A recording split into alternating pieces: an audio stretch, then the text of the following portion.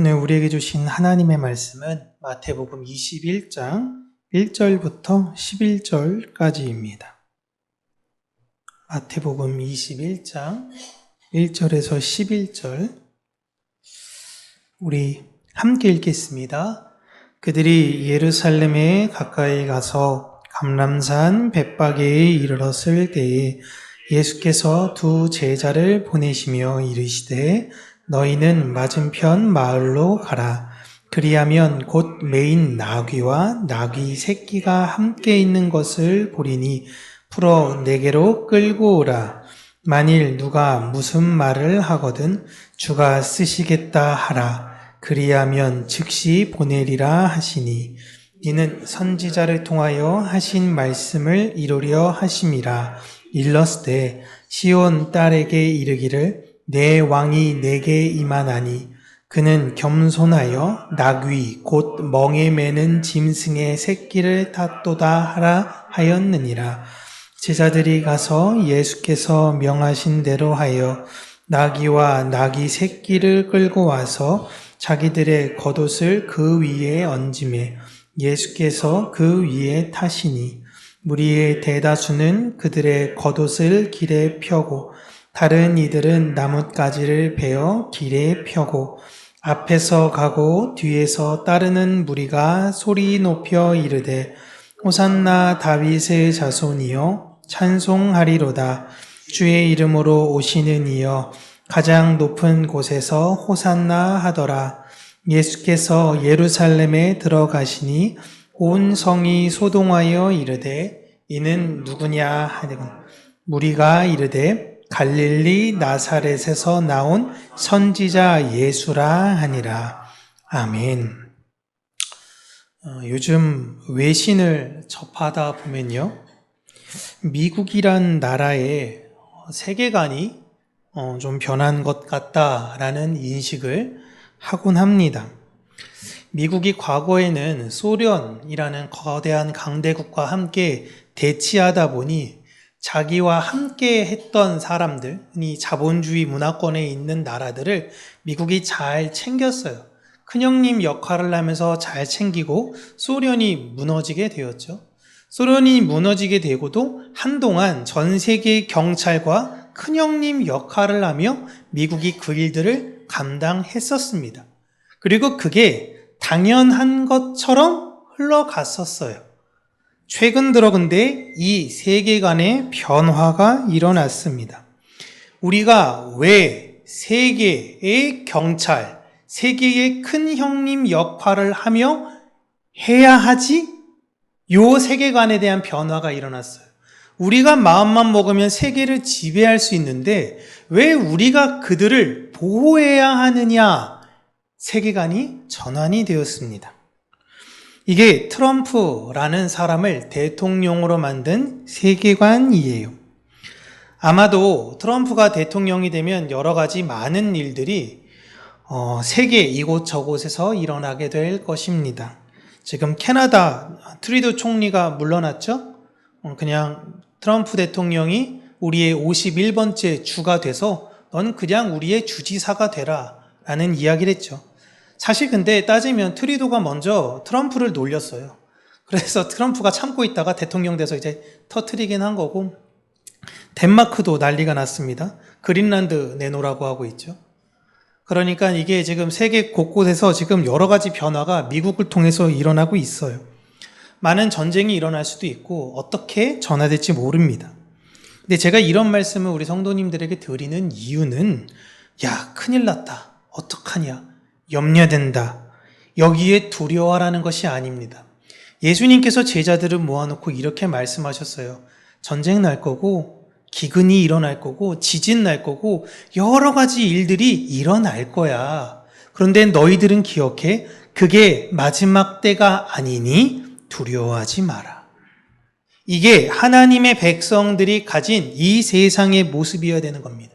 티벳에서 또 지진이 났었죠? 어디서 어떻게 무슨 일이 일어날지 몰라요. 매년 터진다 그러는데 백두산이 2025년에는 이제 분화한다. 후지산이 먼저 터진다. 이런 이야기를 하고 있는데 터지건 터지지 않건 그것과 무관하게 살아가는 사람들이 그리스도인이라는 건데, 무관하다라는 건 관심과 신경을 쓰지 말라는 것이 절대 아닙니다.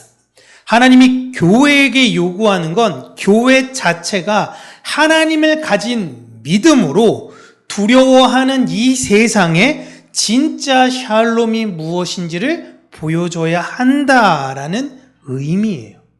이걸 예수 그리스도께서 이 땅 가운데 보여주러 오신 것입니다. 그래서 예수님의 또 다른 이름이 평화의 왕자예요.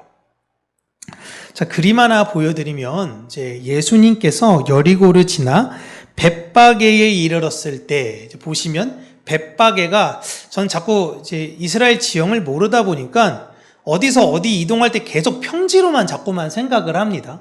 그러니까 우리가 예를 들어 인천에서 대관령으로 갔더라 라고 하면 외국 사람들은 뭐 그거 어쩌라고 라고 하지만, 아이고 높이 올라갔네, 이런 것들을 우리는 알고 있잖아요. 이와 같이 벳바게로 갈 때라고 할 때 이 벳바게는 어디 있냐면 올리브산, 감람산에 있는 지역인데요.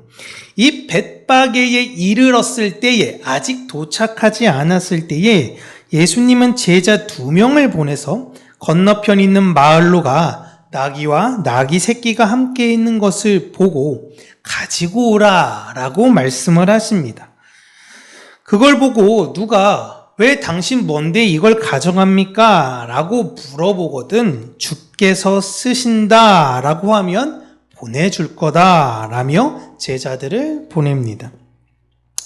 그렇게 해서 제자들이 그 나귀와 나귀 새끼를 오늘 가지고 오죠.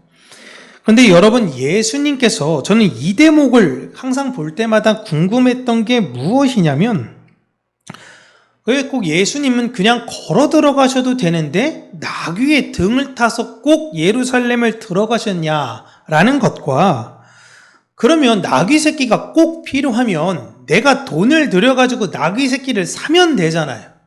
왜 너맨 남의 새끼 있는 거 갖고 와가지고 주께서 쓰시겠다고 해가지고 그거 가지고 와가지고 타고 그걸 들어가냐라는 것이 제일 궁금했는데요. 여기서 주님께서 말씀하신 주께서 쓰시겠다, 이 말은 그거 내 거야 라는 의미가 아니라 예루살렘을 입성할 때 잠시 빌리는 의미로 이야기를 하는 것입니다. 대여예요, 대여. 잠깐만 빌려줘. 농기구를 다른 집에서 빌리듯이 잠깐만 그 나귀 새끼를 빌려줘 라는 의미입니다. 예수님은 예루살렘을 돌아다니실 때 이 나귀 새끼를 타고 돌아다니지 않으셨어요. 입성하실 때만 잠시 빌리신 겁니다. 그럼 굳이 왜 나귀를 타고 예루살렘에 들어가셨는가라는 것입니다. 마태는 이 예수님의 행위를 구약의 말씀을 성취하기 위해서라고 하십니다. 구약의 메시아는 나귀 새끼를 타고 오신다라고 하셨고, 예수님은 이 예언을 이루려고 하신다라는 것이죠. 그렇다면 구약에서는 예수님이 어차피 메시아가 등장해서 예루살렘으로 들어갈 때에 낙타 타고 들어가도 되고, 흰 말을 타고 가도 되고, 아니면 다른 여러 가지 동물들이 많이 있는데 하필 그 중에서 나귀, 그것도 나귀 새끼를 타고 들어가셨는가라는 것입니다. 나귀라는 동물이 가지고 있는 당시의 의미가 있는데, 이 나귀는 평화를 상징합니다. 온순함의 대명사예요. 너무너무 착하고 너무너무 순종적인 동물의 의미입니다. 지난번에 저희가 여러 절기로 인해서 한참 지난번에 이야기해드린 건데, 예수님께서 인자이자 메시아로 이 땅에 오셨다라고 말씀을 드렸습니다. 그리고 예수님도 스스로를 계속 메시아다, 메시아다, 나 메시아다 이렇게 이야기하지 않으셨어요. 자신을 인자다, 인자다, 인자다 라고 이야기하니까 사람들은 예수님을 인자이시구나 라고 인식을 한 겁니다. 거기에 더해 사람들이 예수님은 인자이시기도 하지만 메시아일지도 몰라 라는 생각을 합니다. 이분은 아마도 우리에게 평화를 가져다 오실 분이야 라고 생각할 때 예수님이 어떤 말씀을 하시냐면요. 마태복음 10장 34절 우리 같이 읽겠습니다. 내가 세상에 화평을 주러 온 줄로 생각하지 말라. 화평이 아니요 검을 주러 왔노라. 아멘. 사람들이 예수님의 품성과 예수님이 하고 있는 사역들을 볼 때, 야, 이분은 진짜 평화를 주러 온 분이시구나 라고 생각해서 예수님께 물어보는데, 예수님은 나는 평화를 주러 온 사람이 아니라 검을 주러 왔다라는 이야기를 합니다.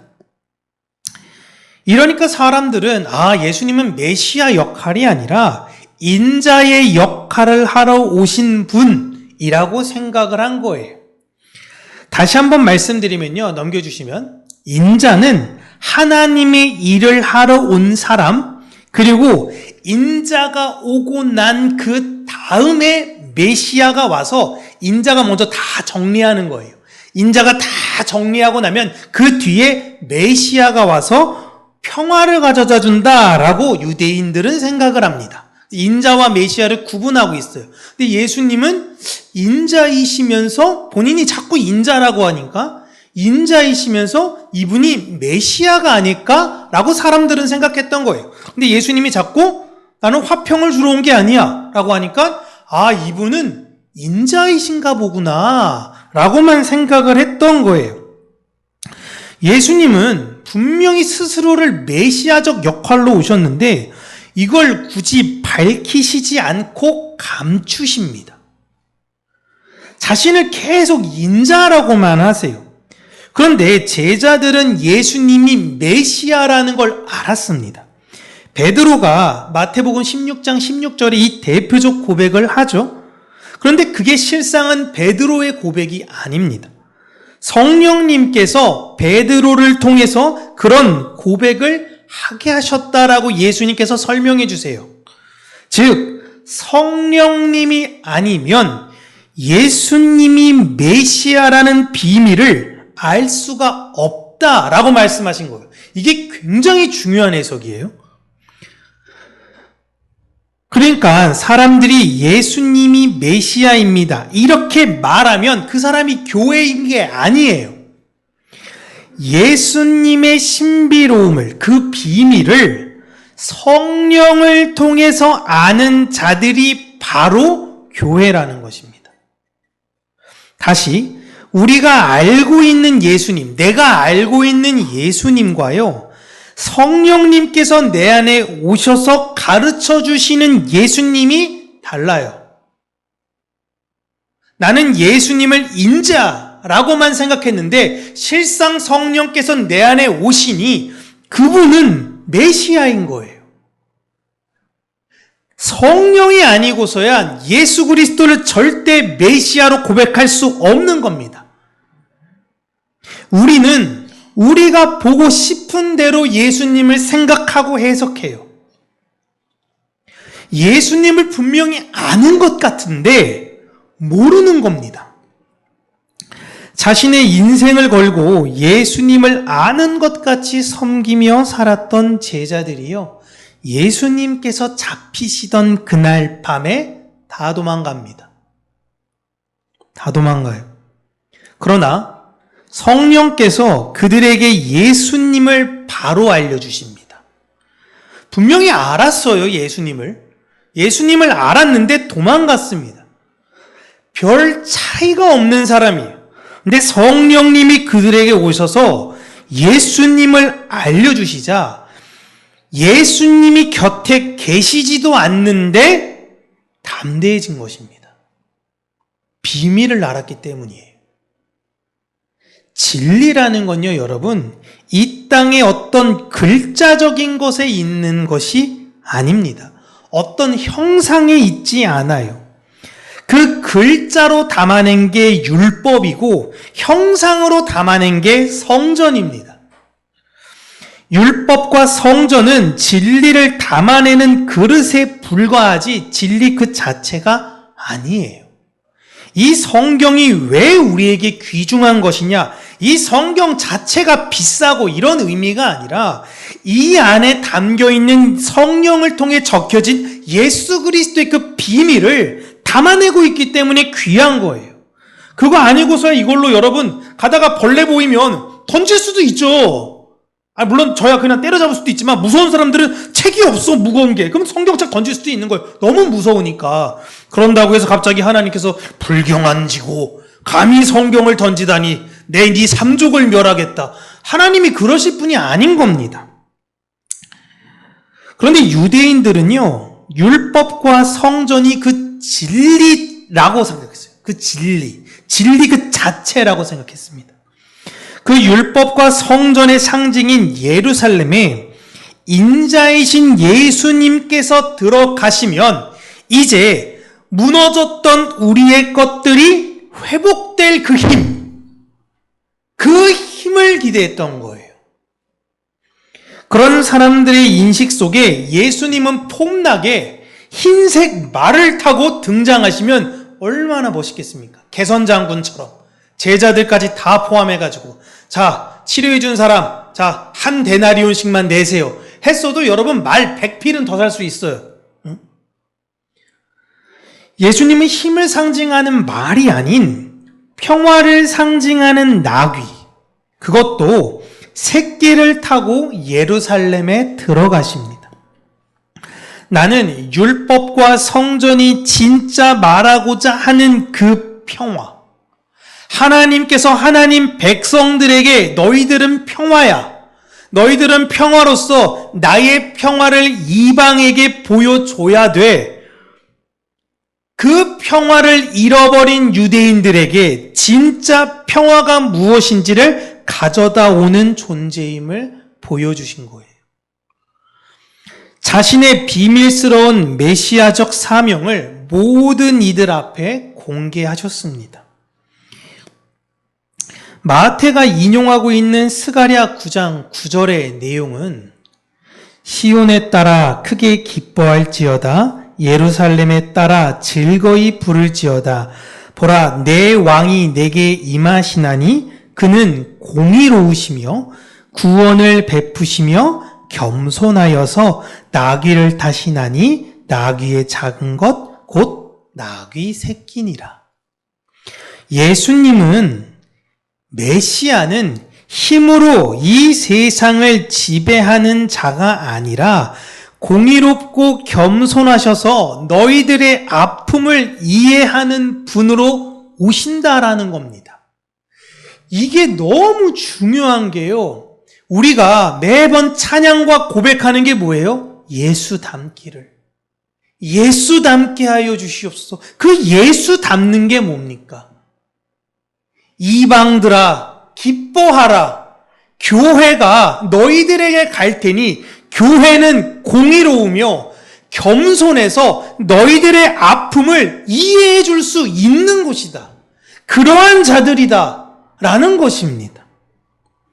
예수님은 지금 내 삶이 달라지는 평화, 로마의 압제로부터 벗어나고 누군가의 압제로부터 벗어나고 이런 평화가 아니라 내 본질을 바뀌는 평화를 가져다 주시는 메시아로 오셨는데, 사람들이 환호하는 건 내 삶의 변화를 원하는 존재로 예수님을 환영했던 거예요.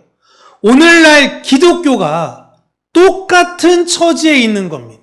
내 본질적 변화는 바라지 않아. 나는 나대로 즐길게요. 내 상황을 행복하게 만들어주세요, 하나님. 그렇게 만들어주세요, 예수님. 이라고 기도하고 있는 겁니다. 하나님이 원하시는 건 우리의 삶이 너무 힘들더라도 네가 평화여야 된다라는 것입니다. 성령께서 간섭하시는 평화와 내가 생각하는 평화가 완전히 달라요. 그래서 잘 때마다 가끔씩 생각하지 않으십니까? 야, 돈이 조금만 더 많았으면 좋겠다. 심지어 저는 어떤 기도까지 했냐면요, 하나님, 제가 조금 더 재정이 넉넉해서 제가 더 많은 사람들을 후원하고 도왔으면 좋겠어요. 이것마저도 내 생각인 거예요. 하나님이 저에게 원하시는 건 그게 아닌데, 내가 마치 뭐라도 되는 사람인 마냥 다른 사람들에게 그 영향력을 보여주고 싶었던 겁니다. 내가 평화를 줄게. 아니에요. 하나님이 우리에게 원하시는 건 성령님이 우리에게 오시면 나를 평화로 만드세요. 이걸 깨달았던 성 프란시스가 고백하는 것. 주여, 나를 평화의 도구로 써주소서. 내가 평화이기를 원합니다. 이거예요.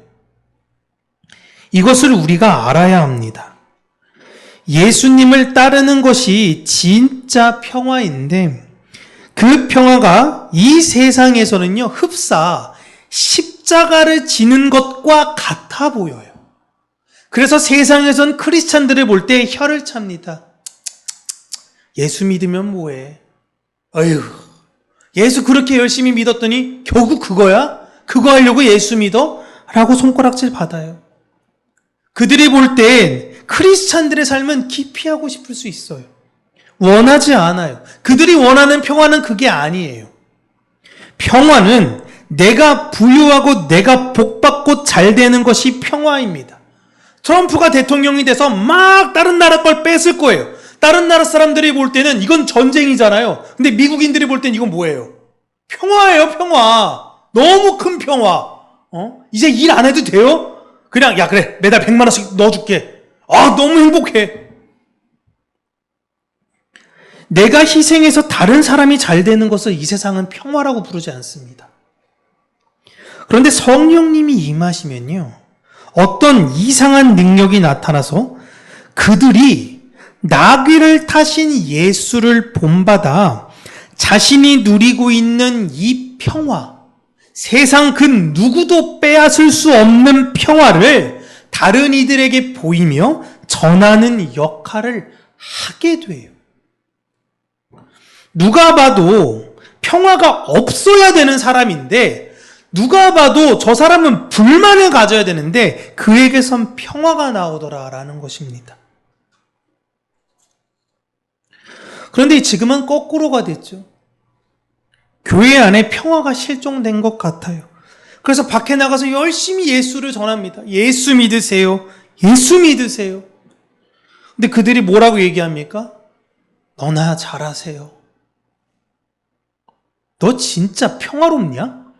너 진짜 평화로워? 이 세상에서 질문에 크리스찬들이 의문을 갖기 시작한 거예요.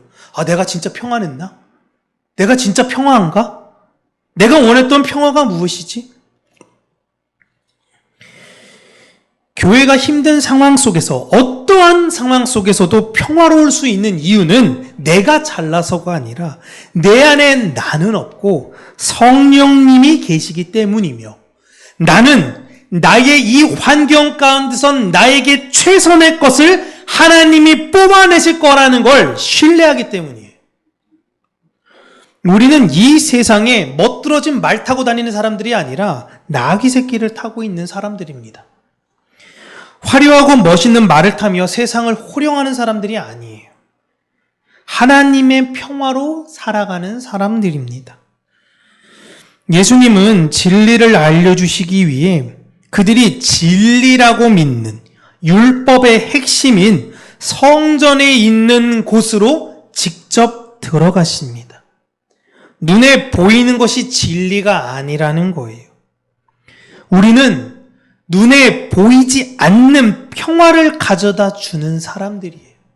10억, 100억, 더 넓은 집, 좋은 차, 이게 평화라고 생각하는, 눈에 보여지는 평화가 평화라고 생각하는 시대에 그게 진짜 평화가 아니야.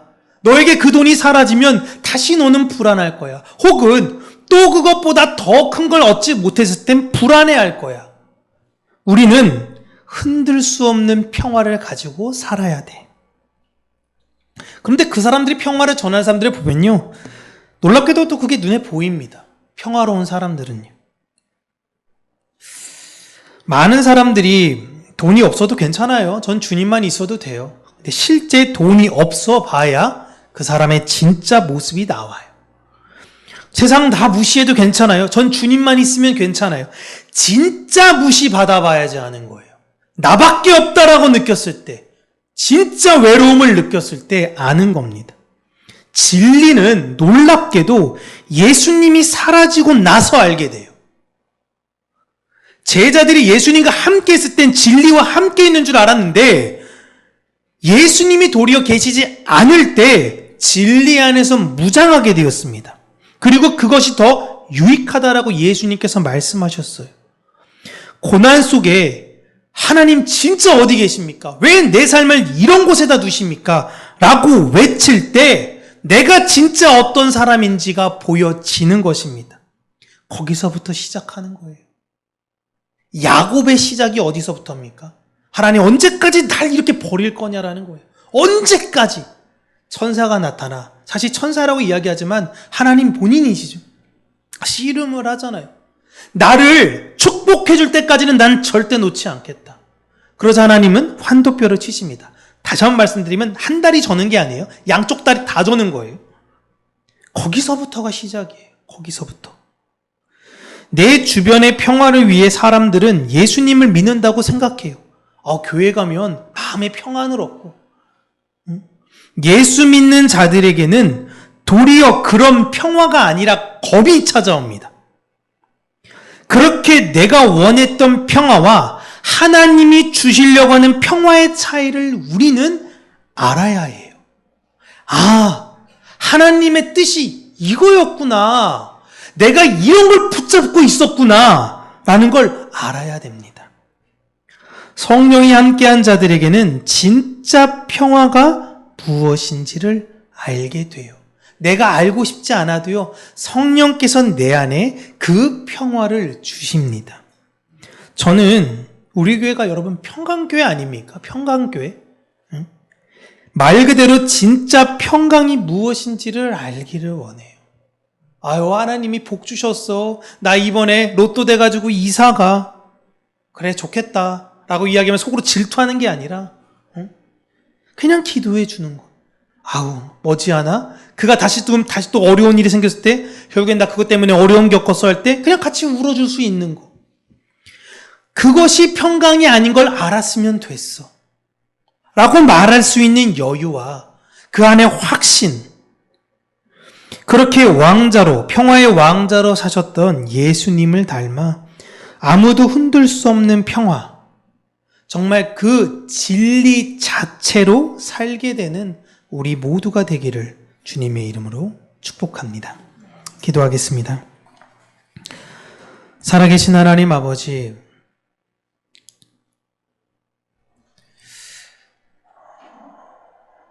성령의 분별을 알기 위하여 우리에게 예수 그리스도의 마음을 주시고 오늘도 그 마음을 쫓아 혹여 내가 이 세상에서 어떠한 평화를 누리려고 평화를 얻으려고 그것이 평화인 마냥 생각하며 살아갔던 것은 아닌가.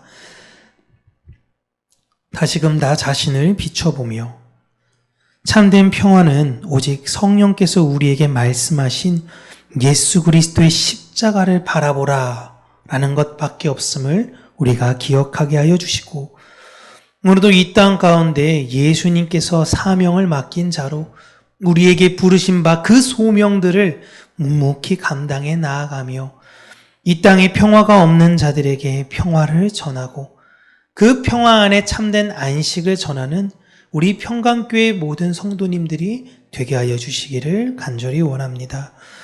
평강이 무엇인지를 모르는 시대 속에 참 평강이 무엇인지 하나님 우리에게 가르쳐 주시옵소서. 예수님 이름으로 기도합니다. 아멘.